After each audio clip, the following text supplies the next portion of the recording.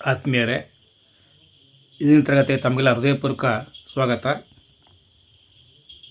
ಗ್ರಾಮ ಲೆಕ್ಕಾಧಿಕಾರಿ, ಪ್ರಾಥಮಿಕ ಪ್ರೌಢ ಶಾಲಾ ಶಿಕ್ಷಕರ ನೇಮಕಾತಿ ಮುಂತಾದ ಸ್ಪರ್ಧಾತ್ಮಕ ಪರೀಕ್ಷೆಗಳಿಗೆ ಉಪಯುಕ್ತ ಮಾಹಿತಿ. ಇದು ಸಂಚಿಕೆ 3. ಇದು ಇತಿಹಾಸ ವಿಭಾಗದಿಂದ ನೋಡ್ಕೊಂಡು ಬರುವ. ಜೈನ ಧರ್ಮದಲ್ಲಿ ಎಷ್ಟು ತೀರ್ಥಂಕರರಿದ್ದಾರೆ? ಅವ್ರ ಆಪ್ಷನ್ಸ್ 4 ಕೊಟ್ಟಿರ್ತಾರೆ: 21, 24, 30, 26. ಸರಿಯಾದ ಉತ್ತರ ಜೈನ ಧರ್ಮದಲ್ಲಿರುವ ತೀರ್ಥಂಕರ ಸಂಖ್ಯೆ 24. ಎಷ್ಟಂದರೆ 24. ಜೈನ ಧರ್ಮವು 24 ತೀರ್ಥಂಕರರನ್ನು ಹೊಂದಿದೆ. ಅವರನ್ನು ಜಿನರು ಎಂದು ಕರೆಯಲಾಗುತ್ತದೆ ಅಥವಾ ಎಲ್ಲ ಪ್ರವೃತ್ತಿಗಳ ವಿಜಯಶಾಲಿಗಳು. ತೀರ್ಥಂಕರ ಪದವು ತೀರ್ಥ ಮತ್ತು ಸಂಸಾರ ಪದಗಳ ಸಂಯೋಜನೆಯಾಗಿದೆ. ಇದರರ್ಥ ಕ್ರಮವಾಗಿ ತೀರ್ಥಕ್ಷೇತ್ರ ಮತ್ತು ಲೌಕಿಕ ಜೀವನ. ತೀರ್ಥಂಕರರನ್ನು ಆಧ್ಯಾತ್ಮಿಕ ಗುರುಗಳು ಮತ್ತು ಧರ್ಮದ ಸಂರಕ್ಷಕರು ಎಂದು ಪರಿಗಣಿಸಲಾಗಿದೆ. ಮೊದಲ ತೀರ್ಥಂಕರನು ಋಷಭದೇವ ಮತ್ತು ಕೊನೆಯವನು ಮಹಾವೀರ. ಜೈನ ಧರ್ಮದ ಗ್ರಂಥಗಳ ಪ್ರಕಾರ ಕೊನೆಯ ತೀರ್ಥಂಕರ ವರ್ಧಮಾನ್ ಮಹಾವೀರ.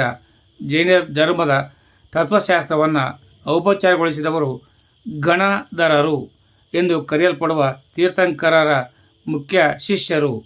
ನಂತರ ತತ್ವಶಾಸ್ತ್ರವನ್ನು ರಚಿಸಿರುವುದರು ಗಣಧರರು ಮತ್ತು ಆಚಾರ್ಯರು ಎಲ್ಲ ಜೈನ ಗ್ರಂಥಗಳನ್ನು ರಚಿಸುವ ಜವಾಬ್ದಾರಿ ಹೊಂದಿದ್ದಾರೆ, ತೀರ್ಥಂಕರರಲ್ಲ.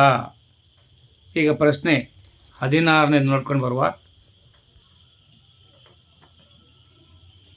ಇಲ್ಲಿ ಕೆಳಗಿನ ಜೋಡಿಗಳನ್ನು ಪರಿಗಣಿಸಿ ಒಂದು ತಪ್ಪಾದ ಉತ್ತರವನ್ನು ಆಯ್ಕೆ ಮಾಡಿದ್ದಾರೆ. ಆಯ್ಕೆಯನ್ನು ನಾವು ಮಾಡಬೇಕು.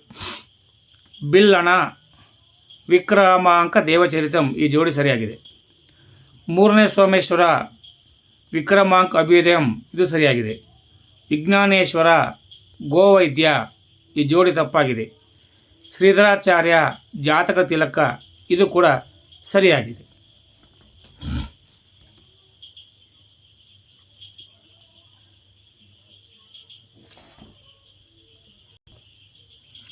ಪಶ್ಚಿಮ ಚಾಲುಕ್ಯ ಸಾಮ್ರಾಜ್ಯದಲ್ಲಿ ಆಳ್ವಿಕೆ ನಡೆಸಿದ ಕಲ್ಯಾಣಿ ಚಾಲುಕ್ಯರು ಕನ್ನಡ ಸಾಹಿತ್ಯವನ್ನು ಬೆಂಬಲಿಸಿದರು ಮತ್ತು ಅನೇಕ ಗಮನಾರ್ಹ ಕೃತಿಗಳನ್ನು ರಚಿಸಿದರು.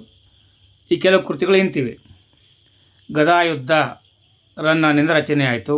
ಪಂಚತಂತ್ರ ದುರ್ಗಸಿಂಹನಿಂದ. ವಿಕ್ರಮಾಂಕ ದೇವಚರಿತ ಬಿಲ್ಲಣನಿಂದ. ಮಾನಸಲ್ಲೋಸ ರಾಜ 3ನೇ ಸೋಮೇಶ್ವರ ಸಂಸ್ಕೃತ ವಿಶ್ವಕೋಶ. ಧರ್ಮಾಮೃತ ನಯಸೇನನಿಂದ. ಮಿತಾಕ್ಷರ ವಿಜ್ಞಾನೇಶ್ವರ ಉತ್ತರಾಧಿಕಾರದ ಕುರಿತಾದ ಕಾನೂನು ಗ್ರಂಥ.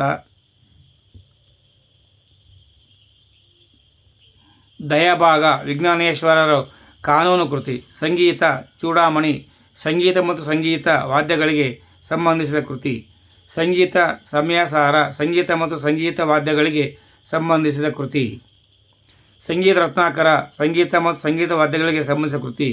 ಲೀಲಾವತಿ ಪ್ರಬಂಧಂ ಪ್ರೇಮ ಮತ್ತು ಶಿವನ ಮೇಲೆ ಕಾಮದೇವನ ವಿಜಯದ ಬಗ್ಗೆ ನೇಮಿಚಂದ್ರರ ಬರೆದಂಥ ಕಾದಂಬರಿ. ಕಬ್ಬಿಗರ ಕಾವ ಅಂಡಾಯನಿಂದ ಕಾಮದೇವ ಮತ್ತು ಶಿವನ ನಡುವಿನ ಯುದ್ಧವನ್ನು ಚಿತ್ರಿಸುತ್ತದೆ. ಕೀರ್ತಿವರ್ಮ ಗೋವೈದ್ಯ ಮತ್ತು ಇತ್ಯಾದಿ. ಈಗ 17ನೇ ನೋಡ್ಕೊಂಡು ಬರುವ. 17ನೇ ಪ್ರಶ್ನೆ ಈ ರೀತಿಯಾಗಿದೆ: ಪಂಚಪ್ರಧಾನ ಎಂದು ಕರೆಯಲ್ಪಡುವ 5 ಮಂತ್ರಿಗಳು ಈ ಕೆಳಗಿನ ಯಾವ ಸಾಮ್ರಾಜ್ಯಕ್ಕೆ ಸಂಬಂಧಿಸಿದ್ದಾರೆ? ವಿಜಯನಗರ ಸಾಮ್ರಾಜ್ಯ, ಕದಂಬರು, ಮೈಸೂರು ಒಡೆಯರ್ಗಳು, ಹೊಯ್ಸಳರು. ಅದರಲ್ಲಿ ಬರೋದು ಪಂಚಪ್ರಧಾನ ಹೊಯ್ಸಳ ಸಾಮ್ರಾಜ್ಯಕ್ಕೆ ಸೇರಿದವರು ಎಂದು ಇಲ್ಲಿ ನಾವು ಉತ್ತರಿಸಬಹುದಾಗಿದೆ. 17ಕ್ಕೆ ಡಿ. ಹೊಯ್ಸಳರ ಆಡಳಿತ ನೋಡೋದಾದರೆ, ರಾಜನೇ ಆಡಳಿತದ ಪ್ರಮುಖ ವ್ಯಕ್ತಿಯಾಗಿದ್ದು ಅವರ ಜೊತೆಯಲ್ಲಿ ರಾಣಿಯರು ಆಡಳಿತದಲ್ಲಿ ಸಕ್ರಿಯವಾಗಿ ಪಾಲ್ಗೊಳ್ಳುತ್ತಿದ್ದರು. ಪಂಚಪ್ರಧಾನರೆಂದು ಕರೆಯಲ್ಪಡುವ 5 ಜನ ಮಂತ್ರಿಗಳು ಆಡಳಿತದಲ್ಲಿ ನೆರವಾಗಿದ್ದರು.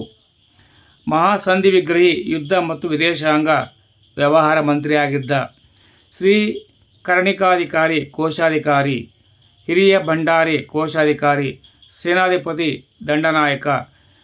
ಮಹಾಪಸಾಯತ ರಾಜ್ಯಾಧಿಕಾರಿ ಪ್ರಧಾನಿಯಾಗಿರ್ತಾ ಇದ್ದ. ಈಗ 18ನೇ ಪ್ರಶ್ನೆ ನೋಡ್ಕೊಂಡು ಬರುವ. ವಿಜಯನಗರ ಸಾಮ್ರಾಜ್ಯದ ಕೆಳಗಿನ ರಾಜವಂಶಗಳು ಅವರು ಆಳ್ವಿಕೆಯ ಕ್ರಮಗಳನ್ನು ಜೋಡಿಸಿ. ಸಂಗಮ, ಸಾಳ್ವ, ತುಳುವ, ಅರವೀಡು. ಇದು ಒಂದು. ಎರಡನೇದು ಸಂಗಮ, ಸಾಳ್ವ, ಅರವೀಡು, ತಾಳ್ವ. ಸಂಗಮ, ಸಾಳ್ವ, ಸಾಳ್ವ, ಅರವೀಡು. ಸಾಳ್ವ, ತುಳುವ, ಸಂಗಮ, ಅರವೀಡು. ಇಲ್ಲಿ ಸಂಗಮ, ಸಾಳ್ವ, ತುಳುವ, ಅರವೀಡು. ಈ ಆಪ್ಷನ್ಸ್ ಎ ಸರಿಯಾದ ಉತ್ತರವೆಂದು ನಾವಿಲ್ಲಿ ಹೇಳಬಹುದಾಗಿದೆ. 18ನೇದಕ್ಕೆ ಆಪ್ಷನ್ಸ್ ಎ. ವಿಜಯನಗರ ಸಾಮ್ರಾಜ್ಯವನ್ನು ಆಳಿದ 4 ರಾಜವಂಶಗಳೆಂದರೆ ಸಂಗಮ 1336ರಿಂದ 1485, ಸಾಳ್ವ 1485ರಿಂದ 1505, ತುಳುವ 1505ರಿಂದ 1570 ಮತ್ತು ಅರವೀಡು 1570ರಿಂದ 1646. ವಿಜಯನಗರ ಸಾಮ್ರಾಜ್ಯವನ್ನು ಆಳಿದ 4 ರಾಜವಂಶಗಳಲ್ಲಿ ಸಂಗಮ ರಾಜವಂಶವು ಮೊದಲನೆಯದು.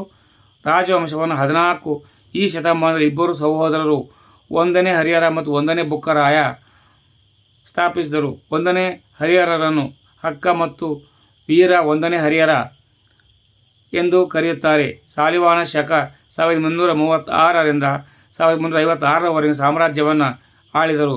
ವಿಜಯನಗರ ಸಾಮ್ರಾಜ್ಯವು ದಕ್ಕನಿನಲ್ಲಿ ನೆಲೆಗೊಂಡಿತ್ತು ಮತ್ತು 1336ರಿಂದ 1472ರವರೆಗೆ ಆಳ್ವಿಕೆ ನಡೆಸಿತು. ಮುಸ್ಲಿಂ ಆಕ್ರಮಣಗಳ ನಂತರ ಪರ್ಯಾಯ ದ್ವೀಪ ರಾಜಕೀಯದ ಮಿಲಿಟರೀಕರಣದಿಂದ ಸಾಮ್ರಾಜ್ಯದ ಇತಿಹಾಸ ಮತ್ತು ಅದೃಷ್ಟವು ಕೂಡ ಇಲ್ಲಿ ರೂಪುಗೊಂಡಿದ್ದನ್ನು ನಾವು ಇತಿಹಾಸ ಪುಟಗಳಲ್ಲಿ ಗಮನಿಸಬಹುದಾಗಿದೆ. ಜೈ ಹಿಂದ್, ಜೈ ಕರ್ನಾಟಕ, ಜೈ ಭಾರತ್ ಮಾತೆ. ಸರ್ವರಿಗೂ ಶುಭವಾಗಲಿ. ಸರ್ವೇ ಜನೋ ಸುಖಿನೋ ಭವಂತು.